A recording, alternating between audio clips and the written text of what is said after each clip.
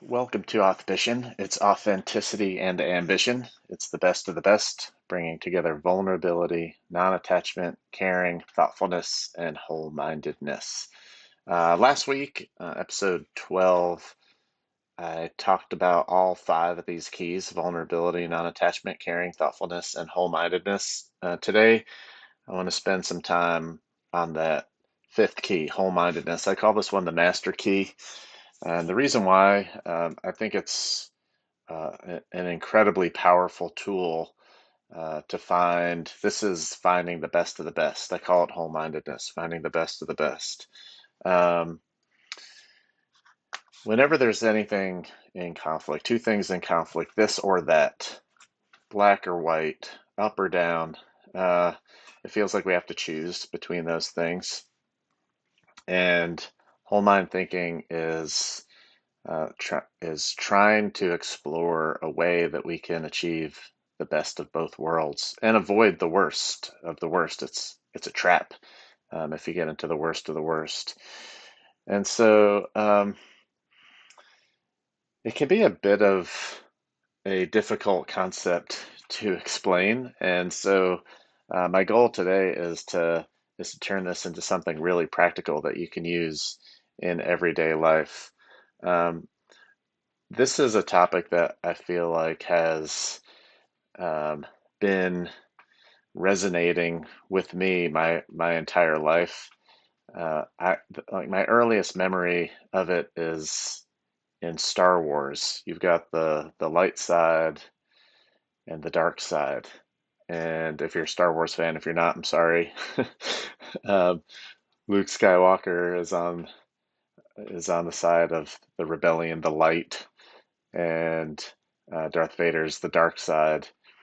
And so, if you're into Star Wars, one of the things that you'll notice is that those that are really strong in the Force are really strong in both the light and the dark. It's like they're kind of maxed out on both, and they're constantly in this tension between that light and the dark side. Uh, they're not they're not compromising necessarily. So it's an interesting visual. It works okay to explain it. Um, but where it really landed for me, at least the first time it landed for me, was in the book Great by Choice by Jim Collins. He introduces a topic called the genius of the A&D, genius of the A&D, which is a way to think that's opposed to thinking with the tyranny of the or. And I like it because the or is the trigger or the sign that we're in this or that thinking. So he calls it the tyranny of the or, the genius of the end. I love it. It resonated with me, and I started to look for it everywhere in my life. How can I do this more? And the place that I found it that was the easiest for me to feel this genius of the and was in yoga. In yoga, um, you want to be totally relaxed while you're in a pose, but or be totally engaged, like you're in this very difficult pose and you've got to be very engaged, and your like teeth are clenching. You're struggling in this pose, and how can you be relaxed in the pose and fully engaged in the pose at the same time? It's not so much a compromise. It's like doing it right is maxing out. Can I be maximum engaged and maximum relaxed at the same time? Uh, it's good in theory. I had lots of examples that I would give. One that I would say is confident and humble, right? Like it feels like it's in tension with each other. You can be confident or you can be humble, but no, like, can you be both? Can you be fully confident, all the way the most confident person on the planet and the most humble person on the planet? Is it possible to do both, max out both? And so I've been exploring this whole thing for a really long time. And um, I started writing about it. And it didn't really land until I made up a game called the Whole Mind Game. I've got a coach. I made a custom GPT, a GPT AI, Chat GPT AI coach called the Whole Mind Coach, where you get to play the whole mind game. I use the word coach and game intentionally, like this is supposed to be fun and exploration, something that you play. Um, and just going through the process of creating this game really opened it up for me to become a very practical tool. And so I've got an essay that I wrote. It's called Between Silence and Sound, I Found the Best of Both. I'm not going to read that essay today, uh, but if you do read it, and I'll put the link in the show notes, it goes through a real world example of attention that I faced. It starts off with a conversation that I have with my wife about a, a topic of, hey, do you listen to a podcast or music while riding a bike or going on a run? And I was on this side of, hey, I think listening to podcasts and music while riding a bike, it's a distraction. It takes me away from my own thoughts. Like I want to be able to listen to my thoughts, and these things are a distraction. And my wife Abby said, I think it's an enhancement. Like it enhances the run for me. And so it popped up this tension. Is listening to music while exercising, while going on a run, a distraction from your own thoughts, or is it an enhancement to the run? Either or, black or white. Uh, and so this essay explores that topic of escaping and enhancing. How can you maximize, what does escaping and enhancing look like? And I'll leave that one as a cliffhanger. Read the essay. It's pretty cool. It takes you through the game. It teaches you how to play the game, and it comes up with a uh, really good resolution of finding the best of the best of escaping and enhancing. Um, but instead of reading that essay, I'm going to tell you about an actual tension that I had last night and this morning. This morning before, as I'm preparing for recording this podcast today. Um, and so my goal here is to not just tell the story, but teach you how to play this game and make it actionable. I mean, everything that I've written in the past and about the genius of the and, whole mind thinking, etc., has been really good in theory, and what I read from Jim Collins was really good in theory. But putting it to practice, that that's what I really intend to do today, and what I'm doing with the whole mind game and the whole mind coach. So last night, right before going to bed, I read an article about how one of my favorite bands, King Gizzard and the Lizard Wizard, they're pulling all their music off of Spotify because of a conflict that they have with um, the, there's a moral conflict with the band and with the CEO of Spotify. And I'm thinking, okay, here I am. I'm going to be recording a podcast tomorrow, and it's today. And I'm using, Spotify creators to do this podcast. So, this is a dilemma, it's a tension. And so I thought about that as I was going to bed last night. And then when I woke up this morning, I decided to play the whole mind game. And by play the whole mind game, this is something that it's best played, I think with another person, at least one other person. It can be played with multiple people. Um, but if you don't have multiple people to play it with, I made this custom GPT, and that's what I did this morning. I just spun up the GPT, the whole mind coach, and um, I'll tell you what I said to it.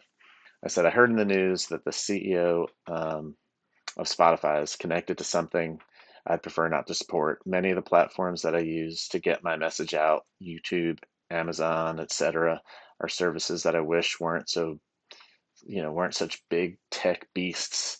And I don't want to feed the beast, but I do want to get my message out.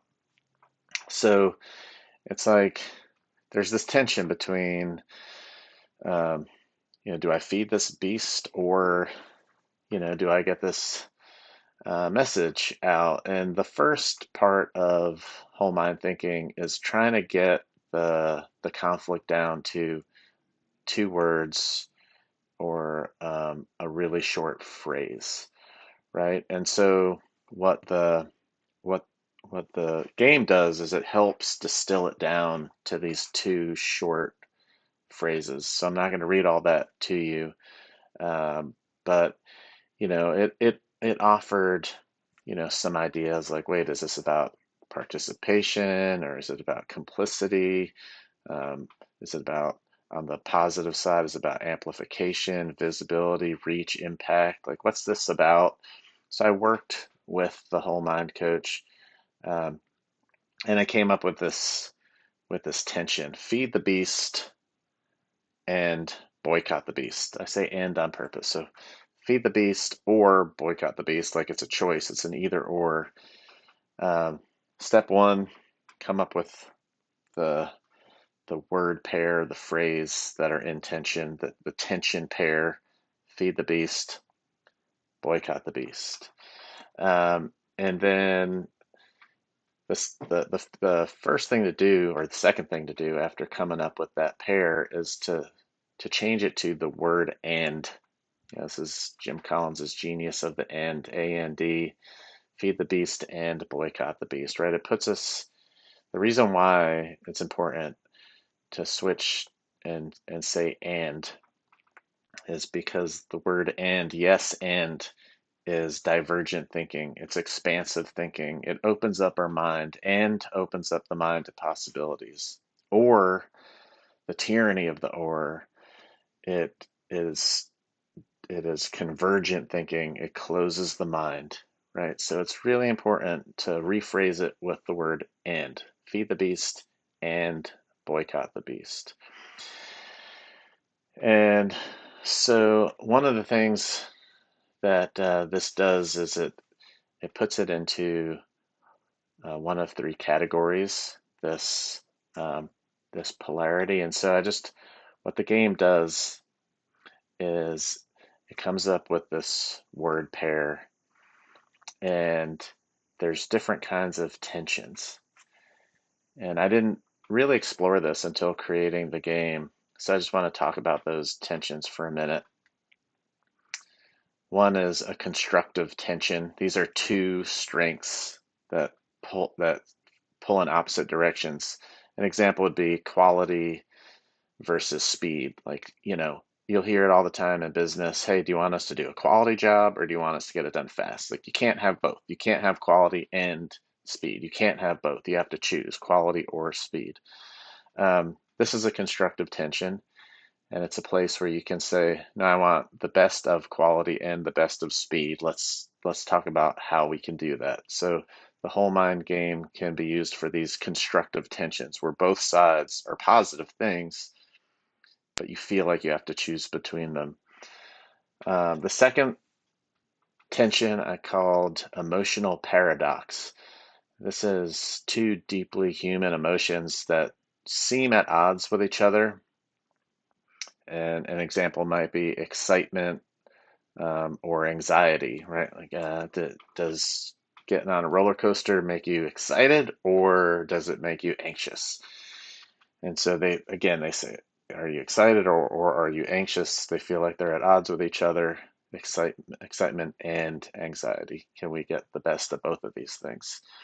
The third is moral polarity.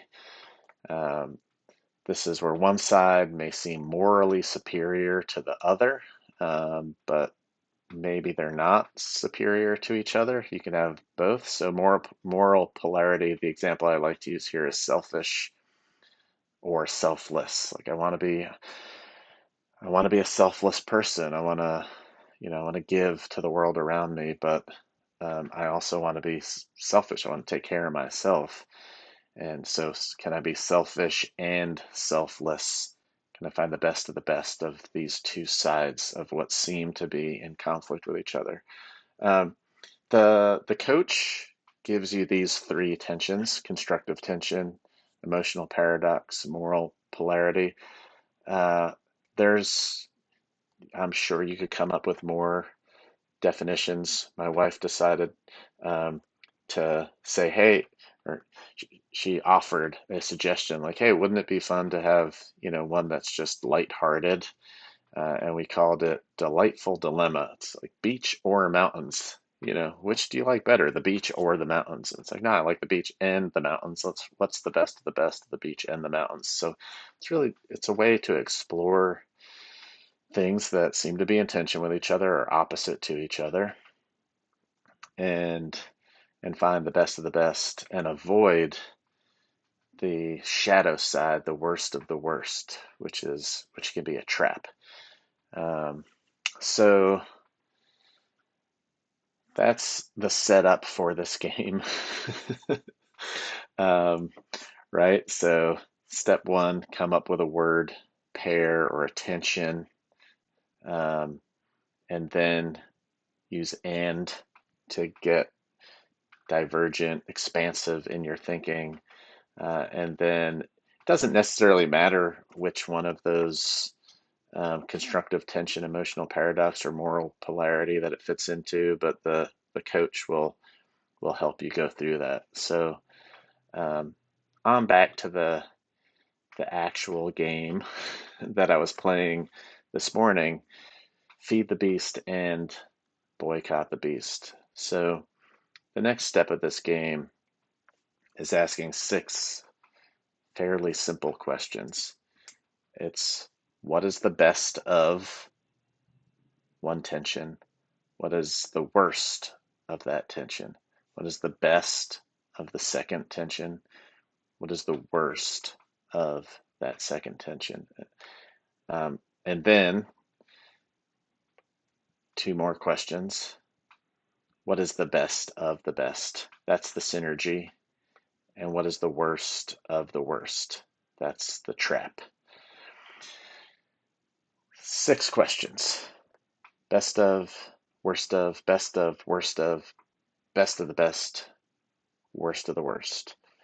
Um, One of the challenges when playing this game is working to boil down each one of these into one word or a very short phrase. And so that's what your friend or coach can help you do. That's what the custom GPT helps you boil it down to one word. Um, so back to this specific example, and I can share the whole entire conversation that I had with the Whole Mind coach in the show notes. So you get to, if you really want to dig in and see what I did. But the question was, what is the best of Feed the Beast?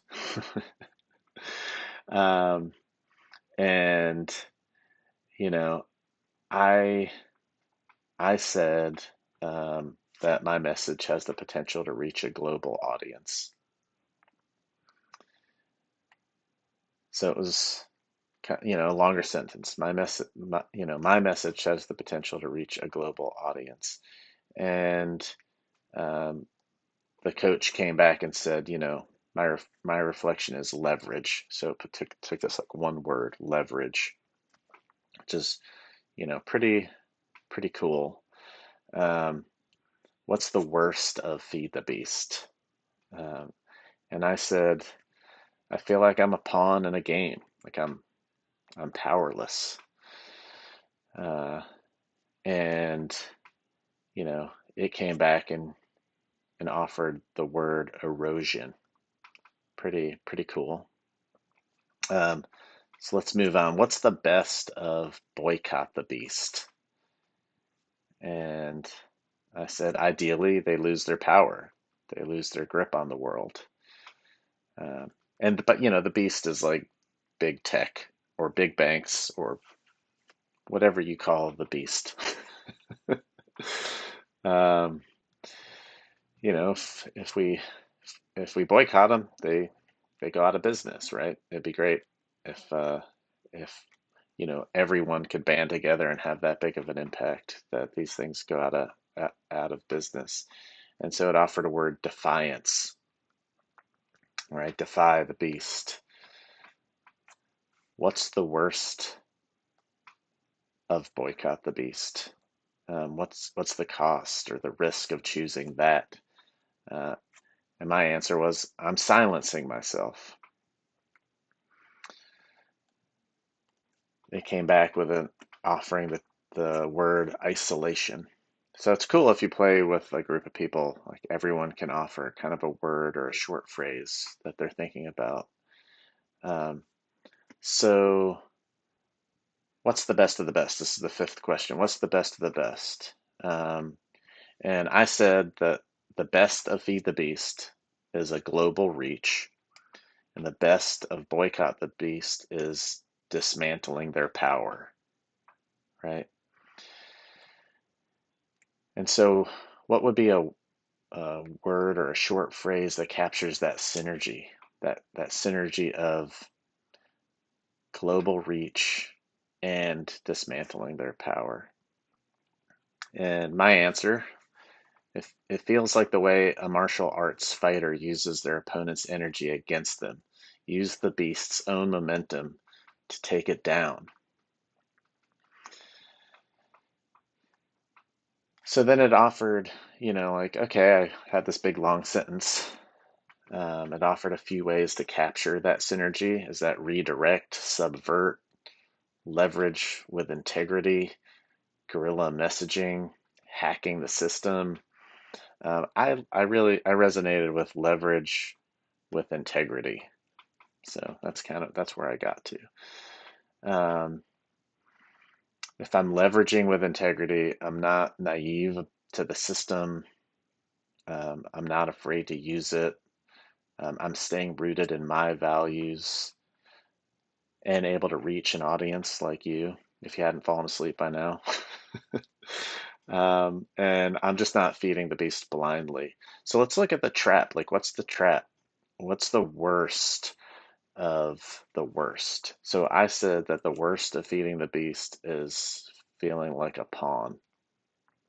And the worst of boycotting the beast is that I'm silencing myself. And so, what word or phrase captures feeling like a pawn and silencing myself? I thought about this and I said, this feels like I'm losing my values, like I'm getting sucked into the beast. My message moves from its original intention to clickbait to reach a larger audience, right? When integrity gives way to algorithms, the message changes. No longer using the platform is shaping me. Um, and so that can sound like this is the custom GPT. It could be a friend offering, a few words. That sounds like corruption, co-option, a distortion spiral, a message decay, soul drift. I was like, soul drift. Soul drift resonates, right? Like I'm starting off Bishan with soul. If I let that soul drift just to reach a huge audience, then that sounds like the worst of the worst. Soul drift. Um, so this says it all. Now, what's really cool is I've set the custom GPT up here to reflect on it. Feed the Beast offered me leverage, but risked erosion. Boycott the Beast honored my defiance, but risked isolation. And between them, I found leverage with integrity. And the danger that I'll avoid, the trap, is soul drift. And then it gives three ways to embody that. Set clear non negotiables, define lines I'm not going to cross, no matter how tempting the clicks. Let my integrity anchor me. Use their tools. I'm using Spotify to do this today. There's going to be reels on YouTube and whatnot. Um, use their tools, not their tactics. Post on the platforms, but with content, tone, and values that reflect me, not them. I'm not out here to get the clickbait. I'm here to share a message about authenticity and ambition. Uh, and then the third offering was build my own garden. Um, I'm reaching out through this beast, but I can also create a space that I control, a newsletter, a private community, a website, where my depth and truth are not compromised. And so I'm doing that. I've got a website, Authbition. There's a way to sign up for a newsletter. I'm using Substack, which is another beast, to send a newsletter. But if I truly get a large enough following to build my own garden, maybe that would be something that I could do in the future. So it's a pretty cool idea. Uh, so that is whole mind thinking. That is whole mind thinking. That is me working through, do I boycott the beast or do I feed this beast, using whole mind thinking. So um, let me just reflect on it one last time before I close up this episode. When when you're faced with this or that thinking, when you're faced with a conflict where you find yourself saying, it's this or it's that, it's up or it's down, it's one thing versus another thing, it's a choice where you feel like you have to choose between them. Use whole mind thinking to reflect on that. There's no right answers, there's no wrong answers. It's a game. Play the whole mind game. Play it with a loved one. Play it with a coach. Play it with the chat GPT if you want to. Um, but the idea is to explore how you can find the best of the best. And so, again, define the tension. This and that. This and that. Go through 5 questions. What's the best of, sorry, 6 questions. What's the best of this? What's the worst of this? What's the best of that? What's the worst of that? What's the best of the best? What's the worst of the worst? The best of the best is the synergy. The worst of the worst is the trap. Try hard to distill it down to a single word or a phrase. That process that you do of distilling it down to a single word or a short phrase is really helpful to try to capture the essence of this tension. It gives it a name. It gives it a name so that you can look towards the best of the best and name that trap, right? And the example that I gave today, the synergy is leverage with integrity. Leverage these tools to get this message out with integrity. And the danger that I'm going to avoid is soul drift. I hope you enjoyed this episode. I'll put in the show notes and the Substack newsletter links to everything, links to this actual conversation that I had with the custom GPT, link to the essay that I wrote about escaping versus enhancing, escaping and enhancing the best of the best. I'll put links to the game itself so you can play it. And if you want to learn more about it, reach out to me. I'd love to talk to you more about this topic. It's absolutely one of my favorites. Thank you so much. Health, happiness, kindness, respect to every being and all things. Namaste.